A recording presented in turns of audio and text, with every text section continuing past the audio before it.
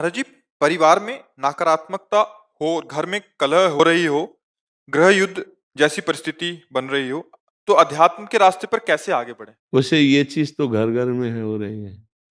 मतलब आप या किसी एक घर की ये बात नहीं कर रहे आप ये सार्वभौम बात कर रहे हैं, क्योंकि जब तक शास्त्र का स्वाध्याय नहीं है और आचरण सद नहीं है, नाम जप नहीं है, दूसरों के प्रति श्रद्धा नहीं है, तो हर घर में कलह है।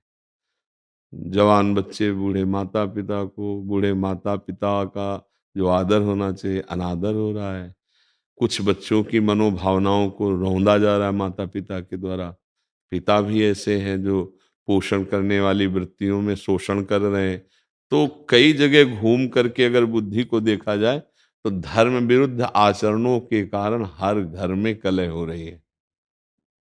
कोई बिरला ऐसा घर होगा जिसमें प्रियता हो, पति पत्नी में प्रियता, पिता पुत्र में प्रियता, भाई भाई में प्रियता। कलह की प्रधानता होने के कारण ये सब अशांति में बदल रहा है। क्यों कलह क्यों होता है? क्योंकि अपनी मान्यता के अनुसार अपने को सुख भोगना है। जहां हमको अपने सुख में बाधा पड़ेगी वहीं कलह हो जाएगा। तो हमें लगता है कि जहां कलह हो वहां अपने को शांत करना सीखे, उनको शांत करने का उपाय करेगा तो क्रोध बढ़ जाएगा और कलह और बढ़ जाएगी। अगर हम अपने को शांत करना सीख ले तो शायद हम कलह से बच जाएं। कलह को तो नहीं हटा सकते, क्योंकि बुद्धि अशुद्ध हो रही है। देखो, कई बार हम प्रार्थना की है कि जो हमारे नवीन भाई बहन गंदे आचरणों में उतर रहे हैं, ये सदगृहस्थ नहीं बन पाएंगे। इसलिए नहीं बन पाएंगे कि हमारी जैसी वृत्ति होती है वैसे ही हमारी वृत्ति पुष्ट भी होती है। जैसे हम आज से शुरू किया 10 बार नाम जप करना, कल करेंगे 12 बार, 15 बार, 18 बार, और हम 2-4 महीने जपें तो अब बिना जप किए हमको अच्छा नहीं लगेगा। लगे ना? ऐसे हमने आज बॉयफ्रेंड बनाया, फिर उसको बॉयफ्रेंड बनाया, फिर उसको बनाया, या गर्लफ्रेंड बनाया, ब्रेकअप किया, ऐसा ऐसा। अब हमारी वृत्ति वो पुष्ट हो रही ना अनजाने में। वो वृत्ति जब हम गृहस्थ में जाएंगे तो पुष्ट वृत्ति है, अब हमें चैन नहीं पड़ेगी। क्या वो गृहस्थी कलह युक्त होगी या शांति युक्त? विचार करके देखिए, कलह युक्त होगी ना। हाँ। अब हमारी मांगे बढ़ गई, हमारी वासनाएं बढ़ गई, हमारी प्रियता एक जगह रही नहीं, तो कलह तो होगा ही, अशांति तो होगी। अब नए बच्चे हैं, अब उनको अर्थ चाहिए, पिता की इतनी सामर्थ्य नहीं है, फिर वो गलत मार्गों में उतर जाएंगे, क्योंकि उनको नशा चाहिए, उनको व्यभिचार चाहिए, उनको ये दिखाना है कि हम तुमसे कम नहीं हैं, हम भी किसी। बस ये सब जो बाहरी मान्यताएं हैं, ये हर घर में कलह हो रही। हर घर में कोई वही बकाया है जो थोड़ा धर्म से चलता है, नाम जप करता है और संतों का सत्संग सुनता है, स्वाध्याय करता है, वही बच सकता है। नहीं, हम हर घर का मतलब यहां भी हर घर में कलह हो रही, यहां भी कलह हो रही। मन घसीट रहा है भोगों की तरफ, इधर उधर उधर।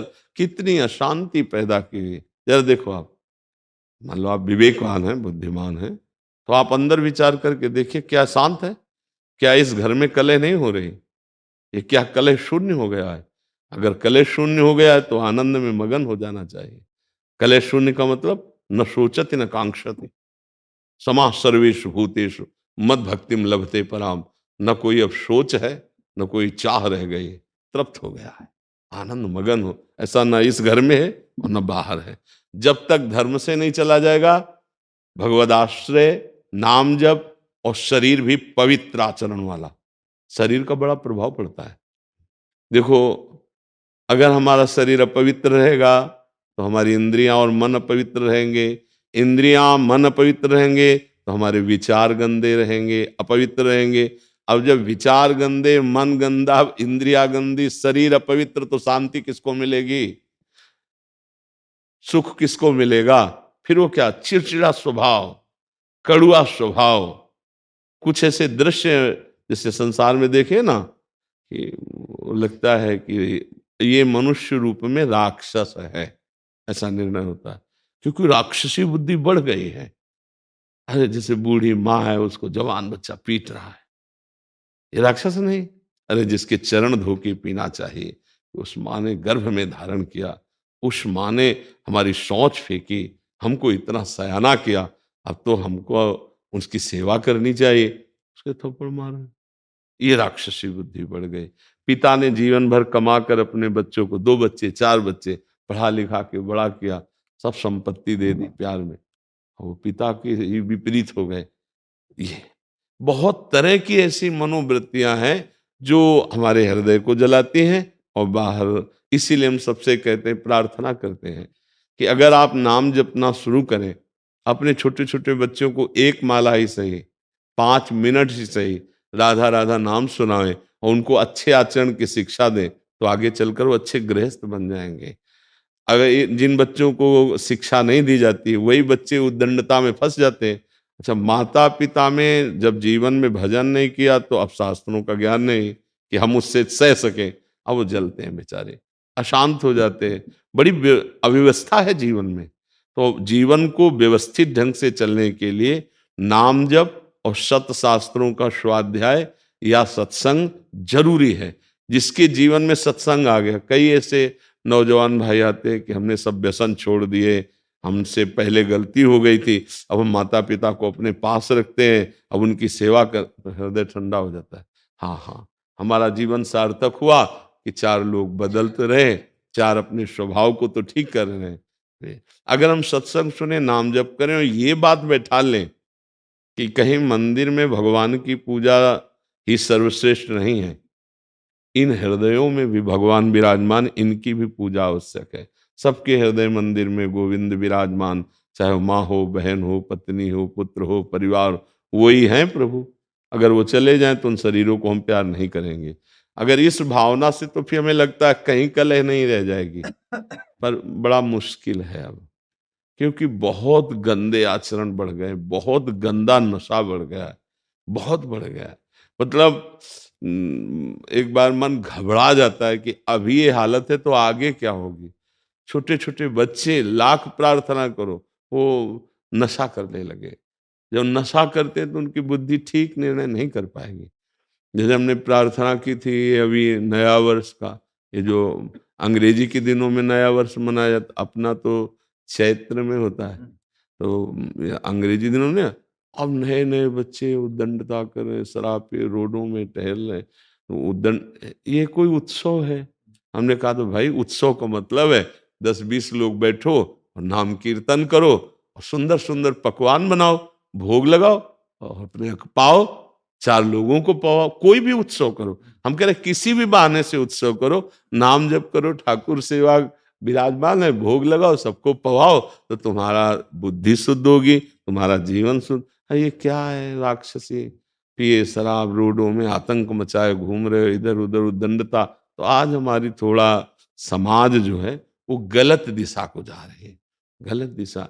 ये हम बाहरी लोगों का अनुकरण करने वाले भारतीय नहीं होते, हमारा अनुकरण करने वाले बाहरी लोग होते हैं। देश विदेश में हर जगह हमारे देश के ऋषि मुनियों का महत्व रहा है, यहाँ की उपासना का महत्व रहा है। हमें ऐसा लगता है कि स्वर्ग और नरक से बढ़कर कहीं कोई और बात नहीं है। अगर मोक्ष है, परम पद है, कैवल्य पद है, तो भारत के ही ब्रह्म ऋषियों के द्वारा शोध की हुई बात है। नहीं तो नरक और स्वर्ग से बढ़कर कोई बात नहीं। जहां देखो तो नरक की बात या स्वर्ग की बात, ऐसा कुछ लगता है। ज्यादा तो हम पढ़े नहीं अन्य धर्म ग्रंथों को, लेकिन बातचीत से लगता है सच्चिदानंद परम तत्व में मुक्त हो जाना या भगवत प्रेम तत्व बोध, ये बात यहीं की ऋषि की होगी। भारतीय कोई ऋषि अगर बाहर गया है तो भले मोक्ष की बात हो, योग की बात हो, अन्यथा स्वर्ग नरक की बात रहे। तो हम भारतीय हैं, हमारा अनुकरण दूसरे करें ये बात तो ठीक है, लेकिन हम दूसरों का अनुकरण करके भ्रष्ट हो, ये बात ठीक नहीं। जिनके घरों में ये सब होता है, मांस खाना, मदिरा पीना और ये, तो फिर वो घरों में विघ्न ही विघ्न रहेगा, पक्का समझो।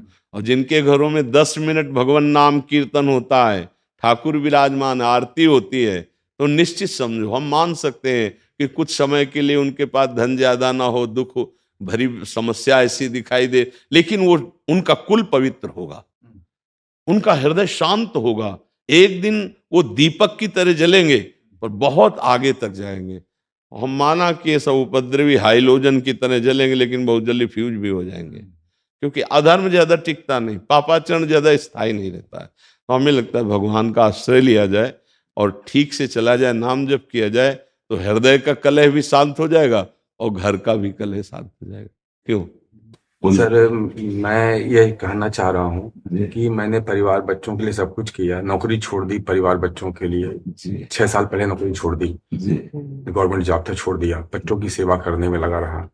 पर साल भर से 3-4 साल से घर में इतना कला, इतना मार पिटाई, हम ही को ही मारते पीटते रहते, हमने घर ही छोड़ दिया।